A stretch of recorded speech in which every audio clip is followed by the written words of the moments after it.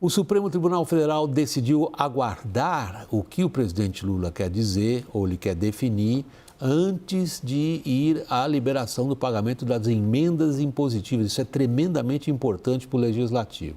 Os parlamentares afirmam terem cumprido todas as exigências e eles querem que as emendas sejam novamente empenhadas. Eles vivem disso em boa medida. Entidades da sociedade civil, consultoria do próprio Senado, no entanto, discordam do quê? Que aquilo que o STF pediu que fosse cumprido tenha sido cumprido. Confira na reportagem de Luciana Amaral. O ministro Flávio Dino, relator do caso no Supremo, vai esperar a sanção ou veto do presidente Lula ao projeto de lei complementar que define as novas regras. O texto foi aprovado na Câmara na última terça-feira. Lula agora tem 15 dias úteis para se posicionar sobre o projeto. Depois da manifestação, Flávio Dino deve preparar um relatório avaliando se as mudanças votadas no Congresso garantem a rastreabilidade e a transparência das emendas parlamentares impositivas. Ainda assim, qualquer decisão sobre o tema só deve vir do plenário do Supremo. Os deputados retiraram praticamente todas as mudanças feitas pelo Senado. Entre elas, a limitação do número de projetos beneficiados em emendas coletivas e a inclusão do Tribunal de Contas da União como fiscalizador das emendas disponíveis para cada deputado ou senador. Durante a tramitação da matéria, o Palácio do Planalto ainda tentou incluir a possibilidade de bloqueio do valor das emendas caso haja um aumento inesperado das despesas da União. Sem apoio dos líderes na Câmara, a possibilidade de bloqueio ficou de fora do texto final.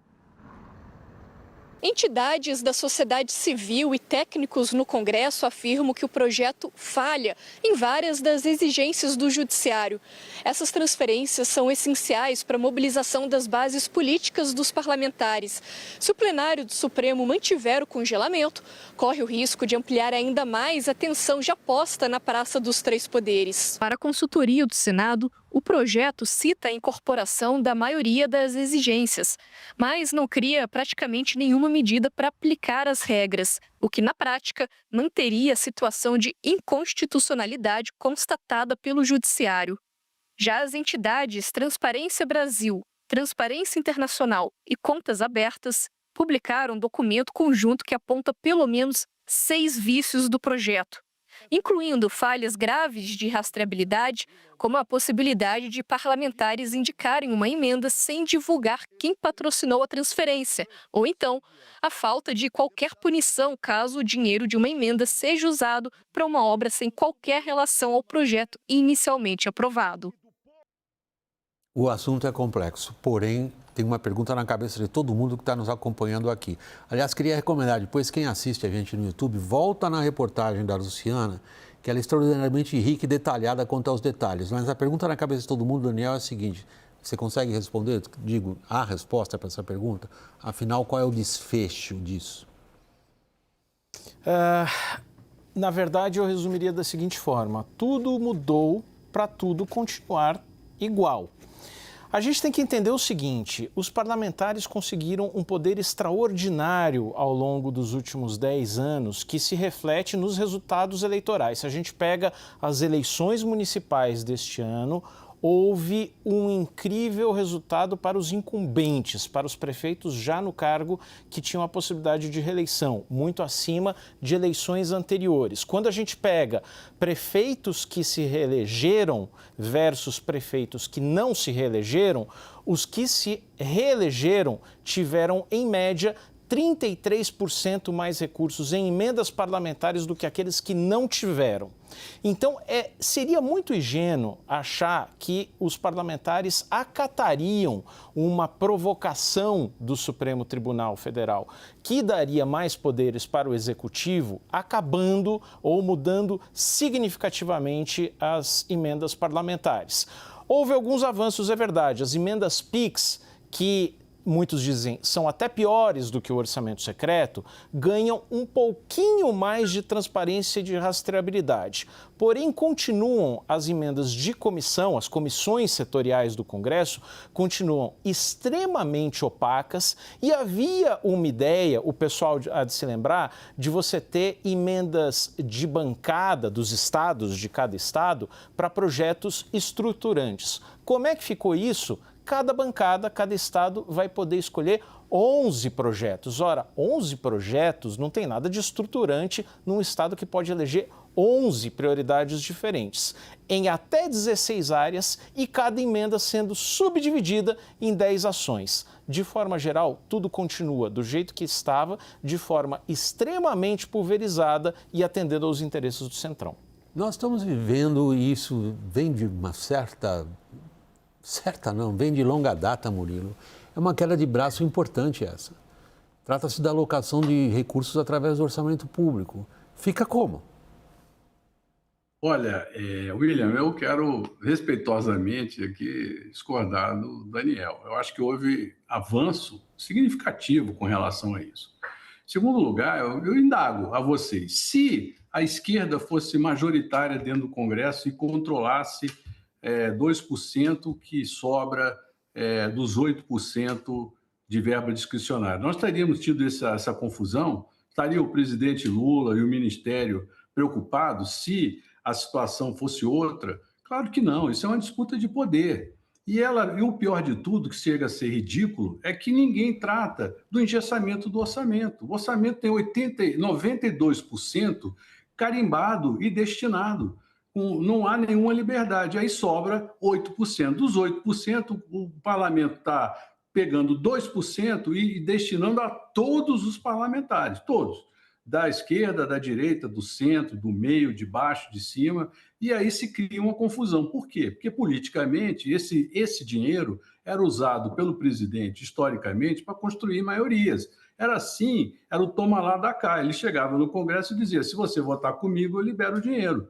Se você não votar comigo, eu não libero. Na hora que o Congresso vem tomando o poder e assumindo o controle dessa pequena parcela do orçamento, dessa pequena parcela da parte discricionária do orçamento, há essa confusão. Agora, eu estranho a ver toda essa confusão sem tratar, primeiro, da questão do engessamento do orçamento. O orçamento está capturado pelas corporações desde a Constituinte. A Constituição brasileira é um absurdo, ela estabelece políticas públicas, ela não dá liberdade ao administrador. Agora, vocês ouvem alguma palavra do governo ou das autoridades sobre o engessamento do orçamento? Não, tem-se a discussão toda sobre as emendas. Agora, é evidente que as emendas, da forma que estavam sendo mal empregadas, estavam sendo usadas de forma opaca, sem o devido controle, e isso é louvável que ocorra.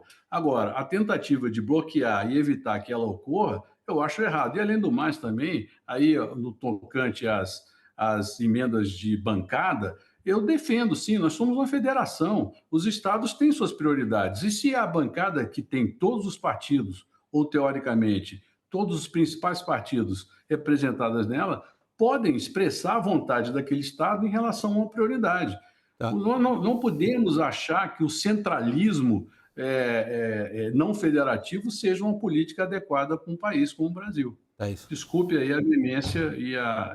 A Thaís está ansiosa esperando o seu ponto de corte, né, Thaís? Não, vai parecer corporativismo, né? Porque eu vou discordar do Murilo, não é para defender o Daniel. Não é corporativismo, viu, Murilo? Bom, primeiro é o seguinte, Murilo, não é uma pequena parte das despesas discricionárias, é 1/3 das despesas discricionárias num país que 92% do orçamento inteiro já está completamente engessado. Então, é uma parcela significativa.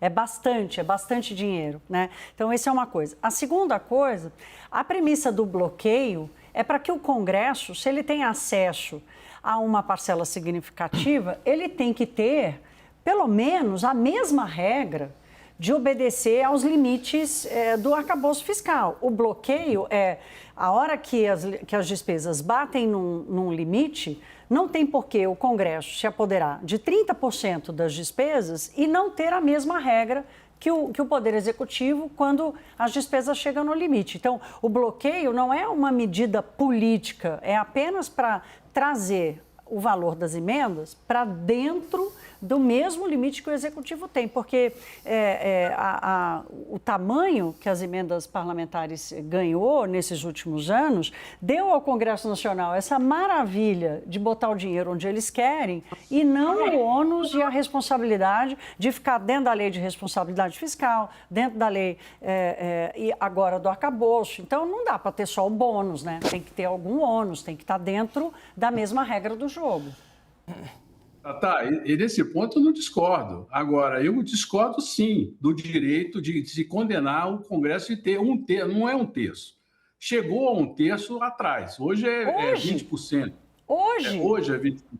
Não, é 51 bilhões. As despesas discricionárias são 150 bi e as emendas estão em 51.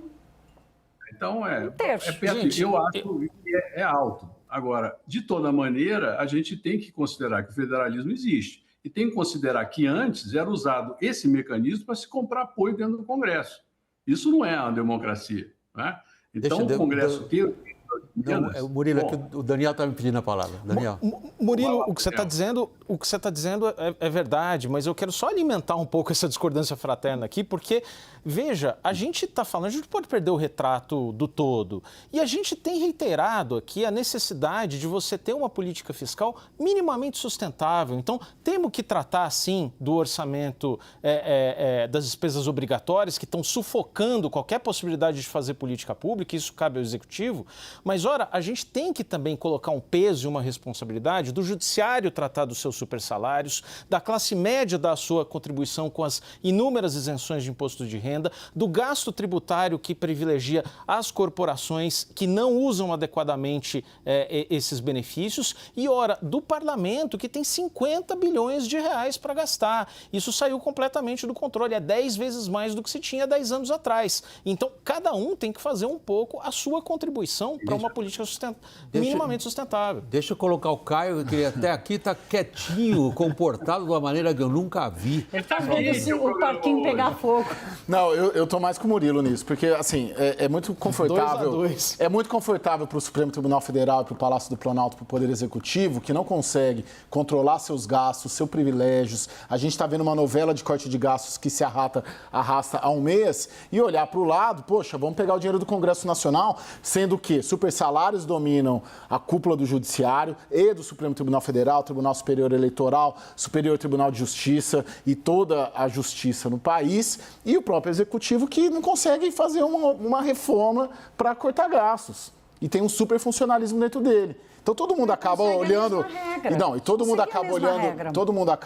olhando para o Congresso Nacional, porque é onde mais fácil, olha o dinheiro das emendas. Dinheiro das emendas conquistado por política, porque tivemos uma sequência de 3 presidentes muito frágeis politicamente. Dilma Rousseff, Temer e Bolsonaro. E o Lula chegou assim. E na política não tem espaço vazio. Então o Congresso avançou onde tinha um vácuo. É só seguir a mesma Mas a gente está olhando só o Congresso? Regra. A gente fala aqui toda semana que o governo tem que revisar a sua política de valorização do salário mínimo. A gente está olhando só o Congresso, por acaso? Não, eu acho assim, tem razão a questão política, posso até discordar de um ponto ou outro, mas o meu ponto é, não quer executar o orçamento? Então fique sob as mesmas regras e limites da lei orçamentária que o Poder Executivo tem, porque foi o que eu falei, não dá só para ter o bônus sem ter o ônus e a responsabilidade. Então não tem problema, quer executar 1/3 da verba discricionária? Beleza, mas siga as mesmas regras e fique sob os mesmos limites. Agora, só a grande questão amanhã, William, desculpa. A grande questão amanhã é saber se o Flávio Dino vai concordar com o que o Congresso aprovou e tem uma tendência de que não, né? O pessoal da consultoria... Mantenha o congelamento. Vai ser interessante de ver, né? A tendência, pelo menos as informações que circulam, acho que o Murilo também, o próprio Daniel também podem nos ajudar com isso, é saber se o Flávio Dino vai topar ou não o que o Congresso aprovou. Com isso eu encerro essa parte do programa. Murilo e Daniel, vocês têm alguma indicação do que o Flávio Dino vai fazer? Não, mas se o Flávio Dino não acatar o que veio do Congresso, isso seria politicamente uma bomba, porque é preciso lembrar que as emendas, a execução das emendas está congelada. Murilo, uma frase para a gente encerrar esse segmento. A votação da LDO e do orçamento depende disso, e da reforma tributária também. Quer dizer, então, se houver essa decisão, a gente vai ter uma guerra e vamos ter mais 2 ou 3 semanas de tensões em torno da questão.